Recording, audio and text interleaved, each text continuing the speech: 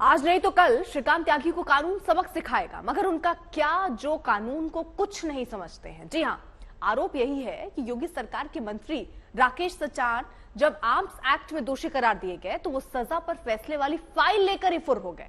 हालांकि अपने ऊपर लगे आरोपों पर सफाई देने राकेश सचान मीडिया के सामने हाजिर हुए।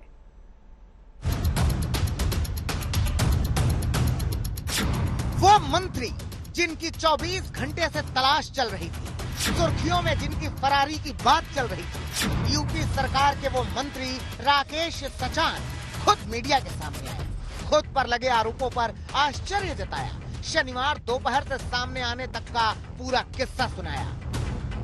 मैं चूंकि 90 से मुकदमा अदालत में चल रहा था, कल तारीख थी और तारीख में मैं वहां पर गया था और जब मेरे वकील ने बताया कि यहाँ कुछ देरी होगी, पहले उन्होंने बताया था 5 मिनट में, क्योंकि पहले से पूर्व निर्धारित प्रोग्राम थे, तो मैं वहां से 11:30 बजे उनसे कहा कि यार हाजिरी माफी की एप्लीकेशन लगा दीजिएगा, मैं जिरह की अगली तारीख ले लीजिएगा, मैं आ जाऊंगा। मैं वहां से निकल आया। राकेश सचान को कानपुर की अदालत ने शनिवार को आर्म्स एक्ट में दोषी ठहराया था। कोर्ट के पेशकार ने आदेश की कॉपी लेकर भागने का आरोप लगाया था। पुलिस में बाकायदा तहरीर दी गई, मंत्री जी की तलाश में टीम भी लग गई। आज तक की टीम भी मंत्री जी के आवास पर पहुंची, जनता दरबार के समय पर मुलाकात की कोशिश की, लेकिन ना तो वहां जनता मिली और ना माननीय मंत्री।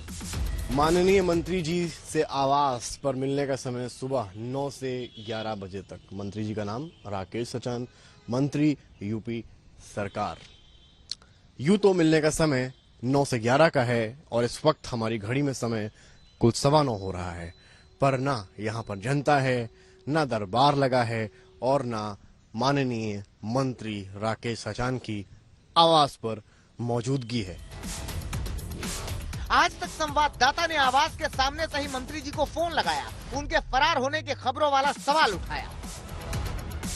तभी मैं कह रहा हूँ ना, आपका पक्ष ले लूंगा आके, तो आपको जो बताना है। हमारा पक्ष तो आ ही गया, सब आपका नहीं सर, वो दिन में आया था ना, तहरीर के बाद नहीं आया था। तो अगर आपको कुछ कहना है तो मैं लखनऊ में, कानपुर से आने में मुझे 2 घंटा लगेगा पहुंचने में।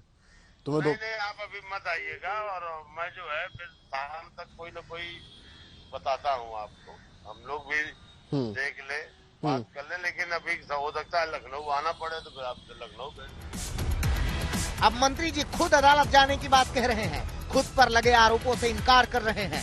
उसके बाद जब हमने देखा तमाम मीडिया में और सोशल मीडिया में चल रहा है, तो मैंने अपने सारे कार्यक्रम जो हमारे थे मिर्जापुर के, आज बनारस में मेरे प्रोग्राम थे, उनको निरस्त करके मैं यही कानपुर अपने आवास में हूँ और मैंने ये फैसला किया है कि मैं कल अदालत के सामने अपना पक्ष अपने वकीलों के द्वारा रखूंगा और जो ये भ्रामक प्रचार है ये निराधार है।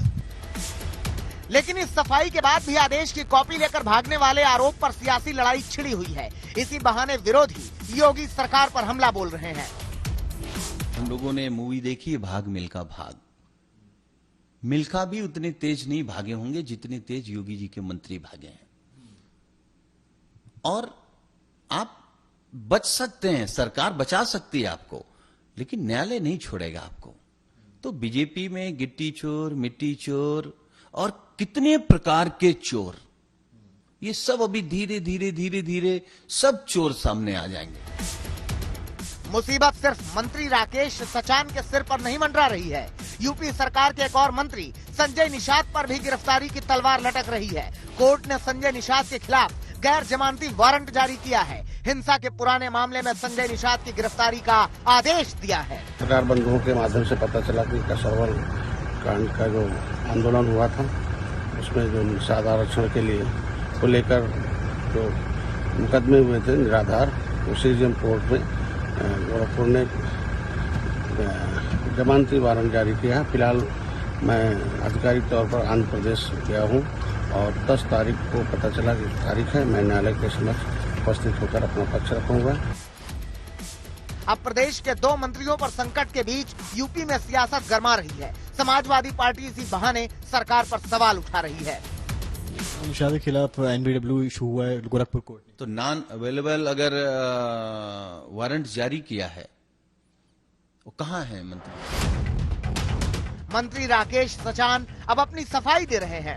संजय निषाद के वकील कानूनी कार्रवाई की बात कह रहे हैं, लेकिन मंत्री पर आई मुसीबत ने यूपी सरकार के लिए संकट बढ़ा दिया है। विरोधियों के पास हमले का नया हथियार ला दिया है।